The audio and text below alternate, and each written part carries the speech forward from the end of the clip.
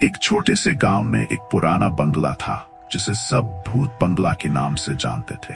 गांव वाले कहते थे कि उस बंगले में रात को अजीब आवाजें आती थी और वहां रहने वाले लोग कभी वापस नहीं आए। एक दिन 4 दोस्तों ने उस बंगले की खोज करने का फैसला किया।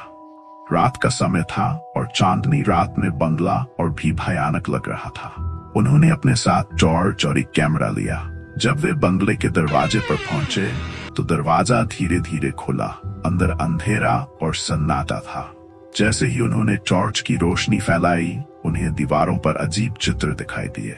वो चित्र एक परिवार के थे जो हंसते हुए दिख रहे थे, लेकिन उनकी आंखें खोखली थीं। जैसे ही दोस्त अंदर गए, अचानक दरवाजा जोर से बंद हो गया।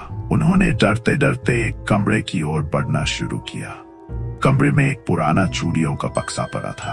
जब उन्होंने उसे खोला तो उसमें से एक पुरानी चूड़ियों की खनक सुनाई दी। दोस्तों ने देखा कि दीवार पर एक साया बन रहा है। वह साया धीरे धीरे आकार लेने लगा। दोस्तों की आंखों में डर और घबराहट छा गई। साया एक महिला का था जिसकी आंखों में गुस्सा और दर्द था। उसने कहा, क्यों आए हो मेरे घर?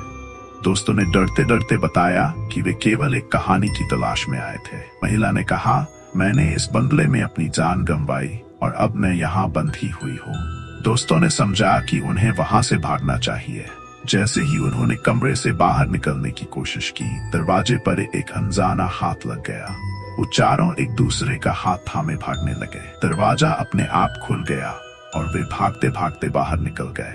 गांव लौटकर उन्होंने सबको बताया कि उस बंगले में एक भूत है जो उन्हें कभी शांति से रहने नहीं देगा। उस दिन के बाद से कोई भी उस बंगले के पास जाने की हिम्मत नहीं कर सका। आज भी लोग कहते हैं कि भूत बंगले से कभी कभी एक महिला की रोने की आवाज आती है, जो अभी भी अपने अधूरे सपनों की तलाश में है।